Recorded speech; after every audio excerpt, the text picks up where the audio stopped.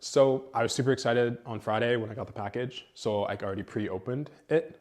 So this might seem like a fucking cliche, but I'm just gonna run through it just so you guys kind of get an idea if you're ordering something for the next motorcycle season, what to get. So here we go. A must, boom, the Insta360 X3. Shoots in 5K, 4K, 60 frames and up. So it's like the no-brainer to get. Your invisible action selfie stick, this is what's gonna give you that third-person view, or if you're looking to stick it off the side. So many variations, this is a must. Cop a lens cap, because if you don't store your camera with a lens cap on it, you're gonna get those scratches on it, and honestly, it ruins your nighttime footage. So, lens cap, ladies and gents. Horizontal action mount.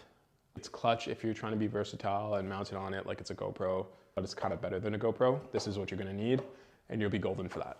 Memory card. But I highly recommend getting something a little bigger, just because if you're doing long rides, you wanna get as much footage as possible.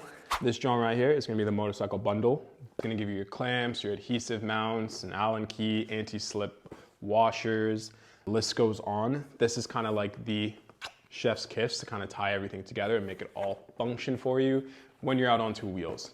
So yeah, I'm super pumped that I'm now working with insta360. So next season, you'll probably see more footage of me doing safe and responsible things.